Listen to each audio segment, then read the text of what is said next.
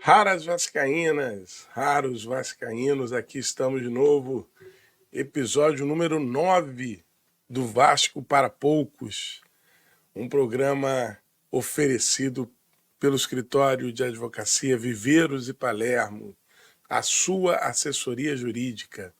Precisando de qualquer dúvida, qualquer questão relacionada aí ao judiciário, procure Viveiros e Palermos, patrocinadora oficial do nosso programa. Você vai ser muito bem atendido, com muita integridade, com muito respeito, com muito compromisso e certo de que a sua questão, a sua dúvida, aquilo que você precisa, vai receber a atenção que ela merece. Então, agradecendo aí ao nosso patrocinador, Viveiros Palermos, 21 99 320 9005. Esse programa também conta com o apoio da Barbearia do Zé, a unidade São Cristóvão. É isso, o Zé aqui em São Cristóvão está com a gente. Quando você quiser vir por aqui, se você vai ao jogo contra o Atlético Goianiense, qualquer outro jogo do Vasco, passa na rua São Cristóvão, agenda a sua marcação pelo telefone 21 99 151 8205. Barbearia do Zé é um dos nossos apoiadores aqui. E olha, com novidade, hein? Zé já combinou comigo.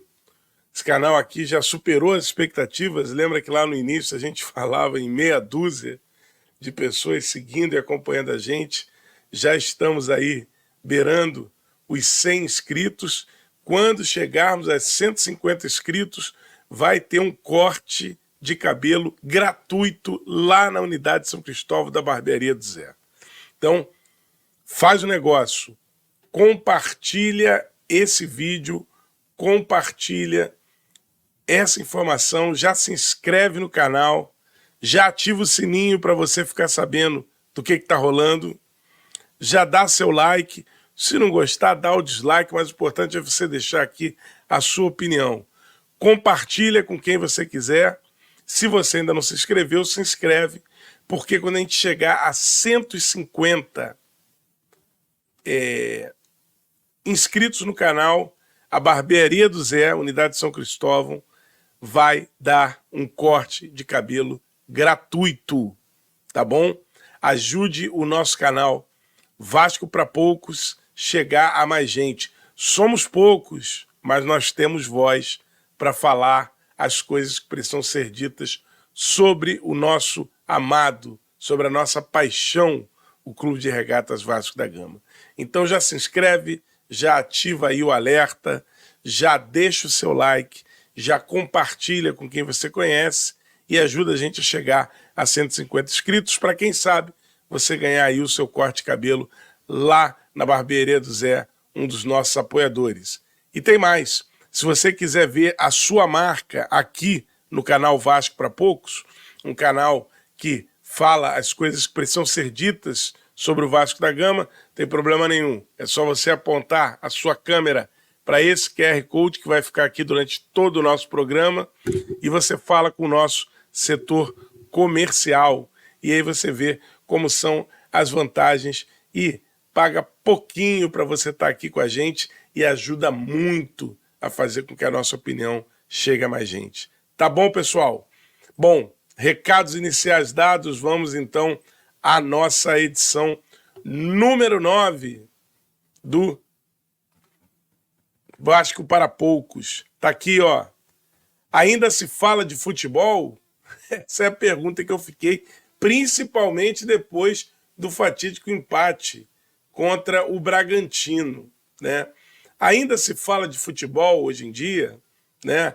Rafael Paiva, nosso treinador, que foi do céu das 4 vitórias consecutivas e hoje já oscila ali no inferno do será que ele pode ser o treinador do Vasco da Gama, né? O futebol ele tem essa questão aí de ser tragicômico, né?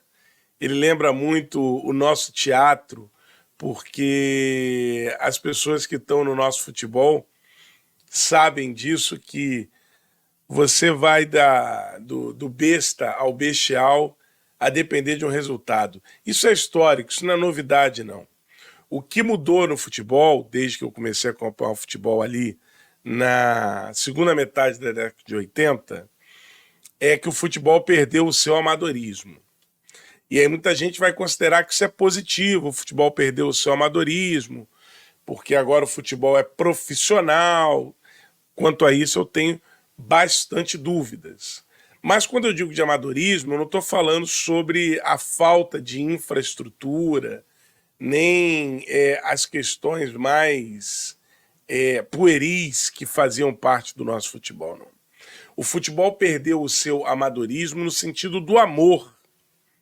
O amor que se sente ao clube pelo qual nós torcemos, ou então pelo qual eu jogo, ou pelo qual eu trabalho. A relação da torcida, a relação dos atletas, a relação dos dirigentes com os clubes de futebol perdeu o seu aspecto amoroso. Isso não existe mais. E aqui eu não vou debater, porque eu não sou louco de ficar lutando contra a realidade que se impõe. Isso é um fato. O futebol deixou de ser amador não para virar profissional. Se assim o fosse, eu talvez não estivesse nem reclamando. O futebol deixou de ser amador para virar business, para virar negócio, para virar grana, para virar milhões. Não milhões de torcedores apaixonados como antes, mas milhões de alguma moeda que vai embolsar, justificada ou não, aí vai depender do caso, o bolso de muita gente que trabalha ao redor do futebol. Quando o futebol vira business, e isso é uma realidade contra a qual a gente não vai lutar, e eu não quero ficar aqui dando murro em ponta de prego, vamos viver o futebol que está aí hoje. E é para esse futebol que eu torço. A minha indagação, que é a indagação do episódio 9 do Vasco para Poucos, é no futebol que é voltado para o business, no futebol que é um negócio, a gente ainda fala de futebol? Porque a impressão que eu tenho é que a gente fala de muitas coisas. Está tudo muito polarizado.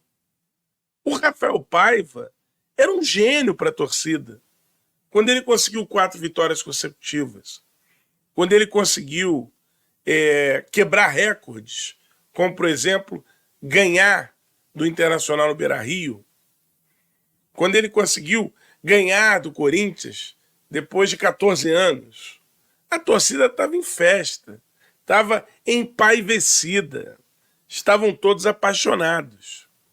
E eu realmente, pela minha lógica, pelo meu modo de ver a vida, e não apenas o futebol, eu não consigo acreditar que alguém possa sair de maneira tão rápida, tão fugaz, da condição de ser um ótimo profissional para se tornar um profissional descartável num espaço de tempo tão curto. Isso, para mim, é completamente inviável. Mas é como está o futebol business hoje. A gente não discute mais futebol. A gente olha para resultados e, a partir de resultados, a gente define. E quem acompanha os raros vascaínos, as raras vascaínas que acompanham esse canal desde a sua primeira edição, sabem que eu estou aqui dizendo que o elenco do Vasco, mesmo antes da chegada de Felipe Coutinho, de Alex Teixeira, de Souza, do colombiano Emerson Rodrigues, mesmo antes dos reforços dessa janela, o time do Vasco não é um time para tomar 6 gols do Flamengo. Não é um elenco para levar em casa 4 gols do Criciúma. E tampouco é um elenco para ganhar de 4-1 do São Paulo, ou para enveredar 4 vitórias consecutivas aí, à torta e à direito. Não é. É isso que eu tenho tentado falar, para a gente tentar ter o mínimo de coerência nesse momento polarizado em que se debate tudo, mas não se debate futebol. O futebol, ele precisa ser analisado a partir de verdades que lhe são intrínsecas e que não mudaram, mesmo com as mudanças mais radicais que aconteceram com o futebol, deixando de ser um esporte amador, deixando de ser um esporte que mantinha relação com a torcida, com os atletas, para ser o que é chamado hoje de sportainment, para ser um entretenimento em que os torcedores se tornam espectadores, consumidores, clientes, mas não são mais torcedores apaixonados. Apesar disso, existem verdades que são inerentes ao futebol. E uma delas, que é irrefutável, é que o futebol é dos raros esportes aonde a lógica não se aplica de forma única, consistente e incontestável. O futebol é dos raros esportes aonde, em um jogo, vejam bem que eu não estou falando de um campeonato de 38 rodadas. Não estou aqui falando de um campeonato de pontos corridos. Estou falando aqui de um jogo. O futebol mantém algo que é inerente à sua essência. Em um jogo, o time mais fraco, tecnicamente, de menor orçamento da sua folha salarial, diante de um poderoso time, de um portentoso time, de uma equipe recheada de estrelas e de craques, o futebol, na sua essência, permite que esse time, mais fraco tecnicamente, mais pobre financeiramente, possa vencer o seu oponente. Isso são coisas que são inerentes ao futebol. Assim como o futebol, ele não responde à lógica que muitas pessoas, no momento atual do futebol, querem impor ao futebol como se isso fosse uma realidade. E não é. O futebol não é aquele esporte em que o clube que vem ganhando 10, 12, 13, 14, 15 jogos consecutivos está garantido como campeão, enquanto a matemática assim não definir. Vide o Campeonato Brasileiro de 2023. Houvesse lógica no Campeonato Brasileiro de 2023, houvesse lógica no futebol, o Campeonato Brasileiro de 2023 teria um campeão. Como aconteceu em outros anos. Como aconteceu no Campeonato Brasileiro de 2009. Como aconteceu no Campeonato Brasileiro de 1987. Como aconteceu no Campeonato Brasileiro de 1992. Como aconteceu na maior final de um torneio continental da história global do futebol. A final da taça da Copa Mercosul do ano de 2000. O futebol, ele prova jogo após jogo, que em la cancha, que dentro do campo, a lógica não existe. Não existe lógica, gente. E isso não vai mudar. Encham os burros do futebol de dinheiro o quanto vocês quiserem encher. Não vai mudar. O futebol não tem lógica. Agora, algumas premissas podem ser feitas. Algumas projeções, no momento de business que o futebol vive, podem ser consideradas sim. E uma delas é de que o time do Vasco é um time para fazer o jogo que fez no último sábado, dia 3 de agosto, diante do Bragantino. Enquanto a torcida quiser viver a fantasia de que após 4 vitórias consecutivas, esse time do Vasco vai brigar por vaga na Libertadores, por título na Copa do Brasil, e ficar sendo enganada ou se auto-enganando, como se acostumou nos últimos 20 anos, vai sonhar lá em cima e o tombo vai ser brabo. Assim como essa torcida, dentro da polarização, vai ficar achando que o Vasco é o time que levou de 4 do Criciúma, ou é o time que perdeu de 6 para o Flamengo, e vai ficar completamente depressiva, dizendo que tudo é terra arrasada e que ninguém ali merece uma chance, e de que nada do que foi feito deu certo. Ou então vai dizer que quem está na gestão está parado, fazendo comentários como se as pessoas que estão dentro do Vasco nesse momento se recusassem a contratar novos atletas. Porque o que nós lemos, e me dói, como eu escrevi lá no ex-Twitter, me dói quando eu leio isso, não da torcida média do Vasco, porque a torcida média do Vasco, assim como a maioria dos torcedores, não está se dispondo a ter um raciocínio mais profundo. O torcedor médio do Vasco, ele é apaixonado e se ganha está tudo bem e se perde está tudo mal. Agora, o que me deixa mais pasmo, o que me assusta, é ver gente que, diferente do meu canal, tem alcance e amplitude muito grandes, tratar a não contratação de atletas no cenário atual que o Vasco se encontra como se fosse uma questão relapsa da gestão. Como se as pessoas que lá estivessem não estivessem ligando para isso e estivessem, inclusive, se recusando a contratar novos atletas.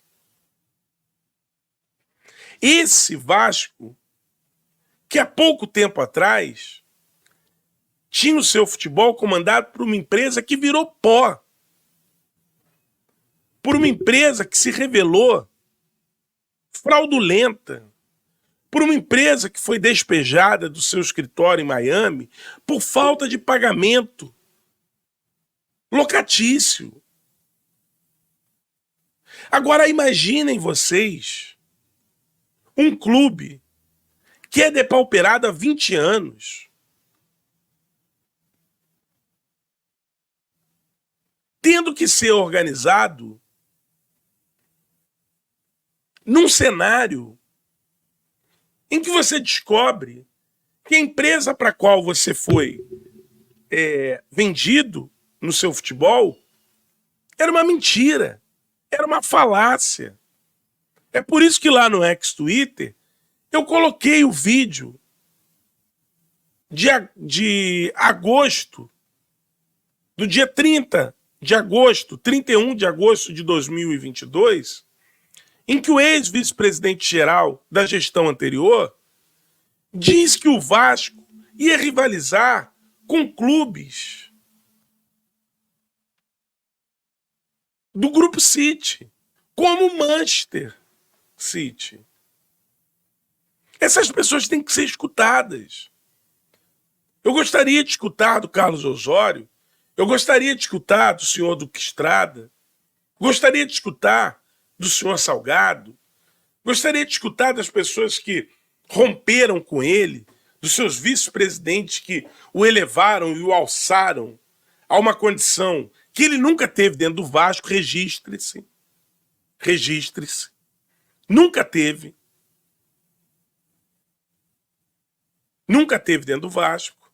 Mas que seus vice-presidentes ali, a chapa muito mais Vasco, alçou ele a essa condição. Como é que eles foram enganados de maneira tão simplória por essa empresa? E dou a eles o benefício da dúvida, sim. Deixo a eles o benefício da dúvida. Quero ouvi-los. Quero entender. Não acho que no vídeo que eu coloquei no ex-Twitter, e vocês podem procurar, vou ver se eu deixo aqui nos comentários, mas pode seguir ali, ó, Freud _ irônico, lá no ex-Twitter. Não acho que o senhor Carlos Osório estivesse mentindo, ou não estivesse, de fato, crendo que o Vasco, sim, iria chegar a um patamar de competição com clubes do Grupo City. O Manchester, eu acho que ele deu uma exagerada ali para atender ao repórter da rádio.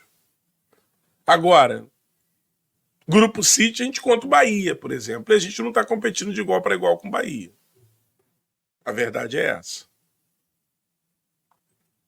Então, quando eu falo e indago se ainda há espaço para a gente debater futebol, é para que a gente olhe o time do Vasco nesses últimos jogos. Nos 4 jogos consecutivos que o Vasco venceu, o Vasco não demonstrou em campo um desempenho superior, grandioso, incontestável, ausente completamente de falhas. Não foi assim. Contra o Corinthians, enquanto estava 1-0, até que o Sforza conseguisse salvar a gente com aquele golaço de falta, a torcida toda estava com receio. Contra o Internacional, tivemos uma atuação muito ruim do nosso adversário, sem nenhum demérito à atuação dos nossos atletas, que foram lá e buscaram os 2 gols. Agora, assim como não eram atuações incontestáveis e de desempenho em alto nível quando nós ganhamos, perder 2 jogos para Atlético Mineiro e Grêmio, fora de casa, em qualquer contexto do futebol, da história do Vasco, é absolutamente normal. Ah, não quer falar do Vasco? Pega Palmeiras, pega Flamengo. Hoje em dia, que estão no topo do nosso futebol brasileiro aqui, pega o Botafogo de Textor, que hoje é uma referência no futebol brasileiro. Todos esses 3 times perderem para o Atlético Mineiro e para o Grêmio fora de casa não é um absurdo e não pode ser um precedente de abrir crise. E no Vasco, depois de 4 vitórias consecutivas, com o clube chegando à 11ª posição, depois de longos anos, sempre figurando ali da 15ª, 16ª colocação para baixo. Depois que nós perdemos 2 jogos que são absolutamente perdíveis, Atlético Mineiro e Grêmio fora de casa, e que anteriormente tínhamos tido 4 vitórias, incluindo vitórias contra o Internacional fora de casa, quebrando o tabu, incluindo vitórias contra o Corinthians em casa, quebrando o tabu. Virou crise. Virou crise. O ponto fora da curva dos jogos sob o comando do Rafael Paiva é o jogo contra o Atlético Goianiense lá em Goiás. Esse jogo é um jogo que é ponto fora da curva. E aí vocês procurem os canais, os milhares de canais, que tem muita qualidade, inclusive, para analisar tática e tecnicamente o que aconteceu. Mas o fato é que aquele massacre que nós sofremos diante do Atlético Goianiense, lá no Antônio Ascioli, aquilo ali foi ponto fora da curva no esquema de jogo que o treinador atual do Vasco, Rafael Paiva, imprime ao elenco que tem em mãos. Esse sim. Agora os outros, nós ganhamos 4, perdemos 2, empatamos 1. Ainda é, vejam bem, ainda é um retrospecto muito positivo ao Rafael Paiva. Nos últimos jogos no Campeonato Brasileiro, ganhamos 4, Perdemos 2, empatamos 1.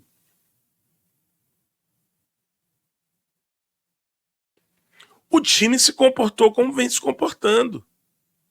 Verratti lutando lá na frente de forma heróica, dependendo sempre das jogadas ali pelo lado esquerdo, junto com um dos laterais, que mesmo quando joga mal, mantém a característica de ser um dos melhores cruzadores de bola na área, Lucas Piton. E com encaixe ali no meio-campo, que conseguiu salvaguardar a zaga dentro das suas limitações. Quando nós temos uma queda dos volantes no meio-campo, quer seja do Matheus Carvalho, quer seja do Hugo Moura, a zaga fica exposta. A zaga exposta mostra as suas fragilidades. Mostrando as suas fragilidades, nós temos resultados adversos. Mas não quero falar de tática, porque de tática, de técnica, de análise, de pós-jogo, de pré-jogo, tá cheio de canal aí. O que eu quero falar é em que momento nós vamos debater futebol e debater que o futebol é isso. Assim como no jogo contra o Atlético Goianiense, em que fomos massacrados com 24 finalizações do time adversário contra o gol do Léo Jardim, versus 4 finalizações do Vasco. Ou seja, se o futebol, na sua essência, trouxesse consigo a lógica, a vitória era de 3, 4 gols de diferença para o adversário no primeiro jogo da Copa do Brasil, nas oitavas de final. Mas não foi, porque lá no final a camisa pesa. Lá no final a bola pune. Não mataram o jogo, a gente foi lá e empatou. O mesmo remédio que nos salvou numa quarta-feira foi o veneno que nos prejudicou num sábado à noite. O Vasco sai perdendo do Bragantino, vira o jogo, tem chances, inclusive, de ampliar e de definir o placar, não o faz e leva um gol no final. Agora, fato é que se a gente parasse para discutir futebol, como se discutia antigamente, discutir futebol não é discutir se a torcida organizada está ameaçando o jogador, como está ameaçando o jogador, sim. A senhora torcida organizada Força Jovem, que está banida dos estádios, mas não está banida de pôr em risco a vida dos nossos atletas. E eu não sei por quê. E aqui é cobrança, tá? Porque muita gente diz que eu passo pano para a gestão atual e não quiser que passar pano, eu passo pano. Mas isso aqui é cobrança. Eu não sei por que o senhor Pedrinho, nosso presidente, que desce do ônibus para falar lá com o Fabinho, da Força Jovem, com Quetais, com outros dirigentes da torcida organizada, eu não sei por que o senhor Pedrinho não coloca no Vasco uma resposta formal e imediata após as ameaças que a Força Jovem fez, colocando o rosto do Léo e o rosto do nosso treinador, Rafael Paiva, ali como símbolos dessa ameaça. Eu acho que a instituição tinha que preservar por aqueles que lhes são empregados. Não sei por que isso não é feito de forma ostensiva, de maneira firme, para dizer não toleramos ameaça. Mas aqui no futebol se tolera tudo. Outro dia estava lá o presidente da Mancha Verde, lá no Palmeiras também, criticando. Então se tolera tudo. Aqui não tem esse problema, não. Mas quando a gente discutia futebol e não falava dessas questões, e a torcida organizada era apenas um elemento do futebol para fazer as festas, a gente falaria o que é óbvio. O time do Vasco, hoje, é um time para tentar vencer do Bragantino e eventualmente levar o empate. É um time para lutar contra o Atlético Goianiense, sim, numa vaga pela Copa do Brasil. E depois, se pegar um dos grandes aí nas quartas de finais, se conseguir passar pelo Atlético Goianiense, e o time do Vasco hoje é um time em que a gente, mesmo que não houvesse sofrido o massacre que houve, que continuo dizendo, foi ponto fora da curva do time do Rafael Paiva, mas mesmo que tivesse empatado lá em condições um pouquinho mais favoráveis ao Vasco, fato é que esse time é time para lutar contra o Atlético Goianiense para passar para a próxima fase da Copa do Brasil. É time para tentar dar o máximo nas quartas de finais da Copa do Brasil, porque não é time para chegar às semifinais da Copa do Brasil, não. E essa verdade precisa ser dita. É time para ir amealhando pontos, mesmo ao longo do campeonato, para chegar aos 45 e, quem sabe, sonhar com uma vaga na Sul-Americana. Esse é o time do Vasco. Principalmente porque a maior contratação que nós temos está vindo de um campeonato onde, mesmo com os grandes nomes que chegam, tem um nível de disputa, de intensidade, inúmeras vezes inferior ao Campeonato Brasileiro. Está chegando para um campeonato num país de proporções continentais e que vai levar tempo para se readaptar ao futebol brasileiro. Então, o Felipe Coutinho, maior contratação do futebol brasileiro, não tenha dúvidas, mas precisa de tempo para se adaptar. Sim. Não vai entregar tudo de uma hora para outra, não. E está se esforçando, e acho que ninguém que tem dúvida de que o Felipe Coutinho queria vir para o Vasco, né? Embora eu não acho que a gente deva tirar o mérito da gestão atual, tá? É uma falácia dizer que qualquer um traria o Felipe Coutinho, como o rapaz lá que me segue no ex-Twitter disse que até a mãe dele traria o Felipe Coutinho para o Vasco. Eu não conheço a mãe dele, mas profissionalmente eu diria que ela não tem essa aptidão. A não ser que ele me prove que ela é uma dirigente de futebol, que ela trabalhou no futebol há muito tempo. Conhecendo o arroba que comentou isso, eu não diria que é essa mamata toda, não. Agora, o Felipe Coutinho quis vir para o Vasco. Ele quis vir para o Vasco é porque está treinando, está tentando. Agora, se adaptar ao futebol brasileiro depois de anos de Europa, depois de você vir de um futebol em que a competitividade está alguns degraus bem abaixo, não vai ser fácil. E esse elenco do Vasco, que carece de reforços, e aí, seu Marcelo Santana, eu confio em você, mas eu também confio no Alexandre Matos. Me dei mal. Tá na hora de tirar coelhinho da cartola. É isso que a gente espera. É coelho da cartola. Não tem dinheiro, a 777 não existe mais, a ECAP quer vender, vai ser difícil vender, o trabalho está sendo feito, isso aí eu não tenho dúvida, mas é preciso trazer jogador. É preciso trazer alguém para compor zaga. É preciso trazer alguém para contribuir com o futebol oscilante de Matheus Carvalho e de Hugo Moura. É preciso ter alguém que contribua com o Verratti melhor do que o David tem feito, das oscilações do Adson. É preciso, inclusive, termos um reserva para Pablo Verratti. Porque bate na madeira, pé de pato, Mangalô 3 vezes, Aruba, sabe-se lá o que seria se o Verratti se machucasse. Então, gente, vamos debater futebol de novo. Vamos sair da polarização.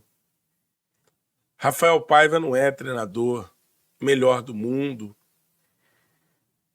Mas o Rafael Paiva, sendo bem honesto, o que ele faz por esse elenco do Vasco da Gama não deixa a desejar para 80% dos treinadores brasileiros que estão aí.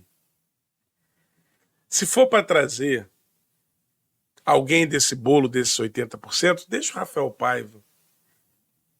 Eu digo para vocês com toda honestidade, mudar de treinador não é o que resolve o problema do Vasco da Gama hoje.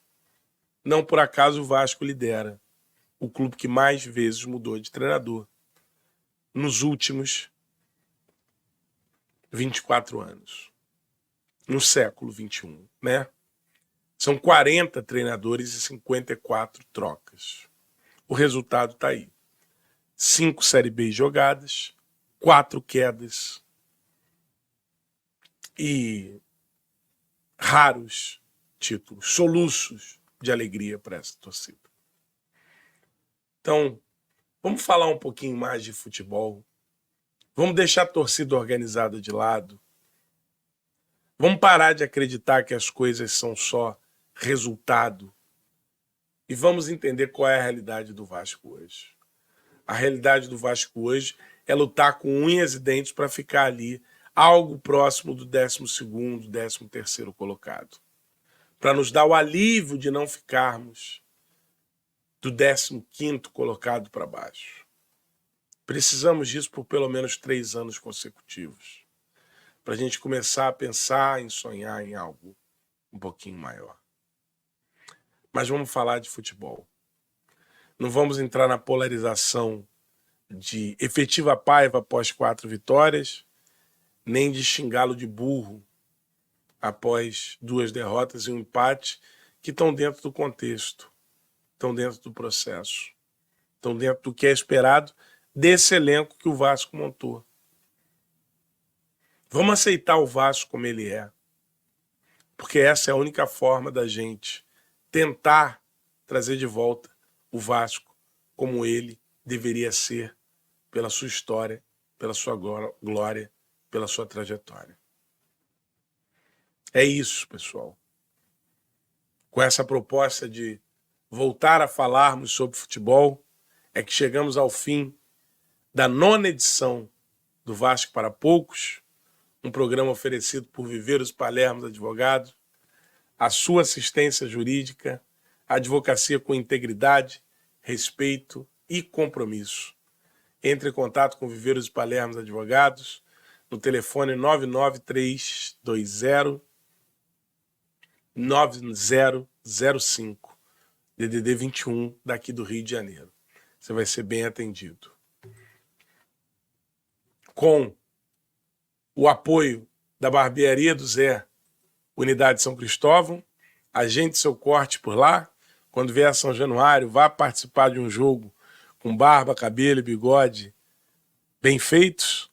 Conversa lá com a rapaziada, toma um chopp, uma resenha das melhores que tem aqui pela região. E se inscreve no canal, deixa o seu joinha, compartilha, ativa o alerta para que você possa acompanhar sempre os novos programas.